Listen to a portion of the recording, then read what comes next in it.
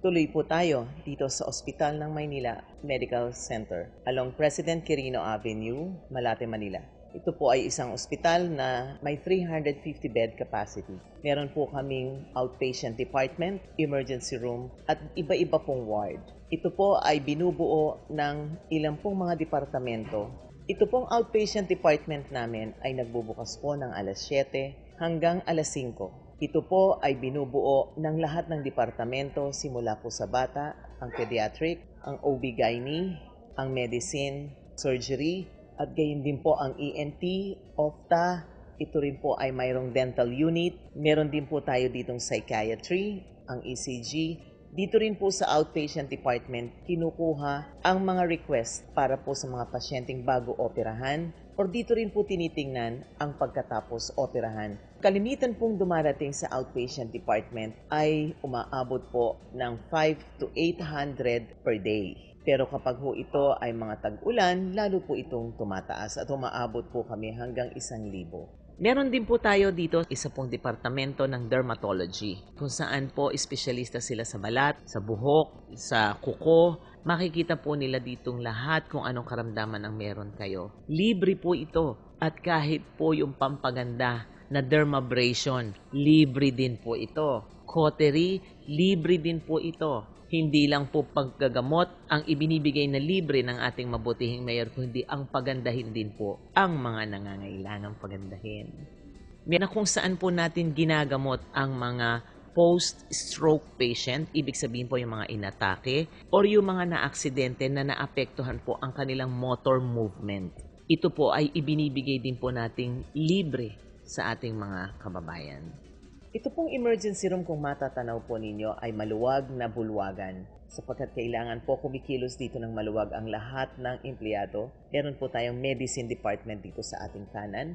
Pag dumiretso po tayo, ito ho ang ating bago na critical care at the emergency room kung tawagin. Dito po inilalagay ang mga serious patients at naghihintay pong iakyat sa intensive care unit or ICU. At sa kaliwa po naman, dito nyo makikita po ang ENT emergency cases. Makikita nyo rin po dito ang pediatric department at surgery department. Ang pumapasok sa atin sa emergency room na 24/7 ay umaabot din po sa 500 to 700 patients. Included na yung mga medico-legal at yun din pong mga nanganganak na ngayon po ay inilagay natin sa second floor. Dadako po tayo sa kalooban, makikita po ninyo ang hemodialysis. Dito po dinadialysis lahat ng ating pasyenteng may problema sa kanilang bato or kidney problems. Meron po tayo ngayon na umaabot pong 8 silya sa dialysis.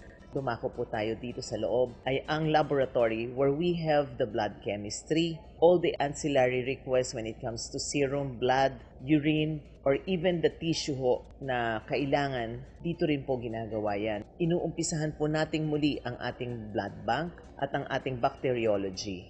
Dito po sa radiology department natin, dito po pine-perform ang x-ray. Meron po tayong ultrasound. Ang Ospital ng Maynila ay may sarili pong butika. Kaya po lahat ng ating mga gamot libre pong ibinibigay. Simula po sa umpisa ng pagpasok hanggang po maoperahan at makauwi po ang pasyente. Libre din po ang pagkain ng ating mga pasyente. Ito po ang aming dietary. Libre din po na ibinibigay ng ospital ang pagkain nila 3 beses sa maghapon. Sa ikalawang palapag ng Ospital ng Maynila, dito po makikita natin ang departamento ng otolaryngology or ENT. Ito ay espesyalista sa tenga, sa ilong, lalamunan.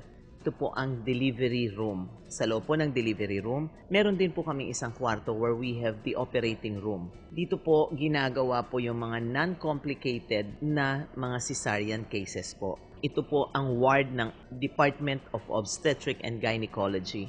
Ito po ang departamento kung saan nandun ang mga babaeng nanganak, nakunan, sinisaryan, or kahit na ano pong sakit, inalisan ng matres, ovaryo, ginagawa pong lahat yan dito sa Ospital ng Maynila. Ito po ay lahat na ginagawang libre ayon sa advocacy po ng ating mabutihing Mayor Alfredo S. Lim.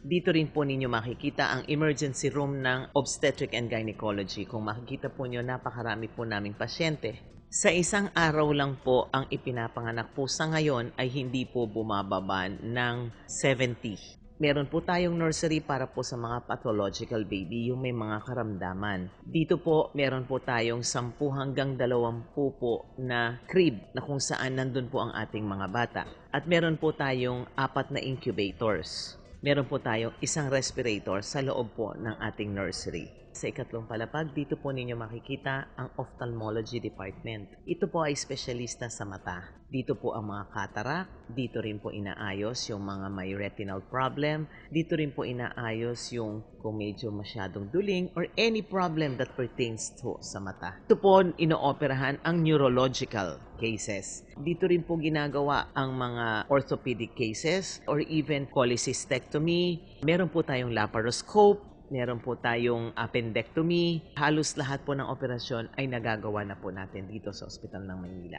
Dito sa surgery ward, ang ward na ito po ay binubuo po ng lahat po ng mga naoperahan. Meron din po tayong tinatawag na SICU. Nakahimlay dito po ang mga pasyenteng serious na nangangailangan ng intensive care para po sa kanilang karamdaman na sila ay naoperahan. Ito po ay kakaiba sa ICU. Sa ika-4 po na palapag, makikita po ninyo ang pediatric department. Makikita ninyo ang larawan na napakarami pong mga drawing na pambata dahil ito po ay lugar ng mga bata. Dito po dinadala sa pediatric ward ang mga sakit po na katulad ng dengue, bronchopneumonia, even other infectious diseases na gastroenteritis, diarrhea, cholera, at kung minsan po nakikita rin dito po ang mga starting polio victims at iba pong mga karamdaman. Dito rin po binibigyan ng immunization ang ibang mga pasyente. Ito pong lahat ay libre na ibinibigay po ng siyudad ng Maynila.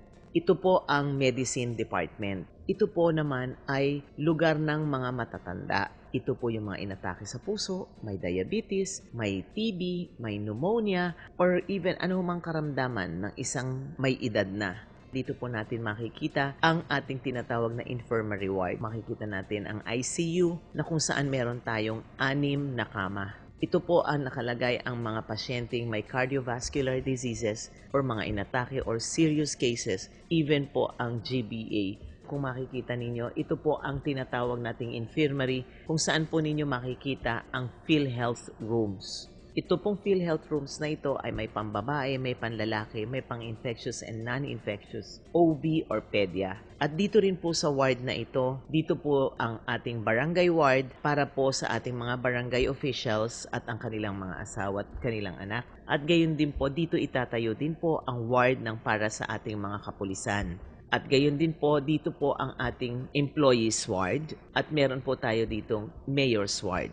Lahat po ng ito ay libre po. Ito lang din po ang ospital na kung saan po tayo may training ng lahat ng mga doktor who would be future surgeons, pediatricians, or even po ito ang mga dermatologists. Ang ospital po ng Maynila ay mayroong 3 ambulansya at ito po ay ibinibigay po nating libre sa paggamit sa ating mga pasyente at kahit po sila ay pauwi na, ito po ay inihahatid ng ating mga ambulansya at libre po itong ibinibigay. Kung mangangailangan po ang ating mga kababayan sa Maynila, pupuntahan po namin at susunduin namin ang inyong pasyente. Ang ospital po ng Maynila, ang tanging ospital na may kooperatiba. Ito po ay inumpisahan ng ating mabutihing mayor during cholera outbreak. Nagpahiram po ang ating mabutihing mayor ng halagang 100,000 para maumpisahan namin ang aming kooperatiba. At ngayon po ay hindi bumababa po ng 4 to 8 million po ang assets po ng aming kooperatiba na ang nagiging beneficiaries po ay mga empleyado ng Ospital ng Maynila. Kaya po pag may nagigipit sa kooperatiba po tumatakbo at ayaw na ayaw po ng ating mabutihing mayor na isinasanla ang kanilang mga ATM. At yung pong 100,000 isinoli po namin kay mayor. Ang ospital po ng Maynila ay may budget na 389,164,451. Maliban pa ho doon, binibigyan po tayo ng ating mabutihing mayor ng 200,000. Ito ho ay refillable anytime. Ito pong 200,000 na ito ay ginagamit natin kung ang amin pong mga in-order ng 1st, 2nd, 3rd, and 4th quarter hindi po sufficiente sa dami po ng pasyente. Yun hong mga gamot, kung hindi po kakasya sa aming numero ng pasyente, ito po ay dinadagdagan ng 200,000. Binibili po namin lahat ang kailangan ng pasyente para po sa pag-oopera o panggamot o antibiotics or suwero o kahit na ano pong bagay na isi-save po ang buhay ng pasyente. Ito po ay karagdagan na ibinigay po ng ating mabutihing Mayor Alfredo S. Lim. At ang isa pong maganda sa ating mabutihing Mayor, dito po sa loob ng ating emergency room, ang kanya pong order kahit na saan nanggaling, kahit na sino, kahit na anong karamdaman, gamutin ninyo sapagkat hindi yan mag-aaksaya ng panahon na pumunta sa emergency room ninyo kung hindi nangangailangan. Kaya po sa itong kategorya na ito, hindi na po namin inaalam sa umpisa kung saan ka nanggaling, kung sino ka. Ibinibigay na po namin ang sapat na lunas na maibibigay po namin ng taos.